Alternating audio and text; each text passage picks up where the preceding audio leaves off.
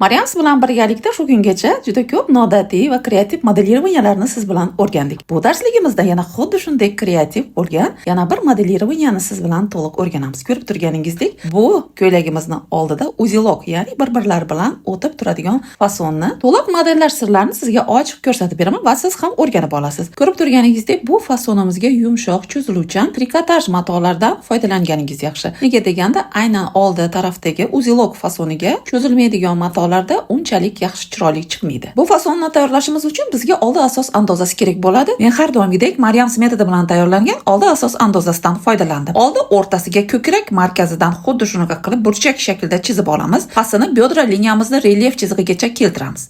Ko'krak va bel vitichkalarini modellashtirib olamiz. Birinchi bo'lib beldan yuqorisini modellashtiramiz. Ko'krak vitichkalarimizni xuddi shunaqa modellashtiramiz va bel vitichkalarini ham birdan modellashtirdik. Mana shunaqa yuqori qismida beldan uzilok holatiga kelish uchun biz albatta bu texnikani bajarishimiz kerak bo'ladi. Ya'ni beldan yuqorisida ko'krak va bel vitichkasini modellashtirdik. Endi bizda andozamizni past ham bor, ya'ni beldan pastki qismi. Beldan pastki qismida ham albatta bel vitichkasini modellashtirdim va biz endi buni matoda qanday qilib bichilish sirlarini o'rganamiz. Ko'rib turganingizdek, matoni o'rtasini choklik qilib bichishimiz kerak bo'ladi. Matoni o'rtasida xuddi shunaqa burchak shaklda qochgan holatda siz andozani qo'yib olasiz.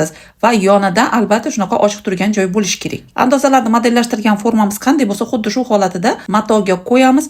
Birinchi bo'lib bitta tarafini albatta mana shu men ko'rsatib o'tgan texnika yordamida o'ng yoki chap tarafini o'rtasidan 3-4 sm qoldirib tikib olishimiz kerak bo'ladi. Va albatta bu qoldirgan joyimizdan ikkinchi tarafini o'tkazishimiz kerak bo'ladi. Hozir men bu texnikani sizda yana bir marta ko'rsatib beraman. Ko'rib turibsiz, fasonni yaxshilab ahamiyat bergan bo'lsangiz, birinchi tarafi ikkinchi tarafni orasidan o'tyapti. Ya'ni uzilok bo'lib bir-birlariga xuddi shunaqa bo'lgan holatda qarama-qarshi tarafga o'tib ketishi kerak bo'ladi. Demak, men bu texnikani mana ochiq sizga sirini ko'rsatyapman. Orasidan mana qoldirgan joyimizdan ikkinchi tarafni xuddi shunaqa qilib o'tkazib oldik. O'tkazib olganimizdan so'ng mana shu bel chiziqlarini tikib olamiz. Albatta birdan tikilmaydi. Birinchi bir tarafini, keyin ikkinchi tarafni orasidan o'tkazamiz va tikamiz. So'ng o'rtadagi vertikal chiziqlarimizni ham tikib qo'yamiz.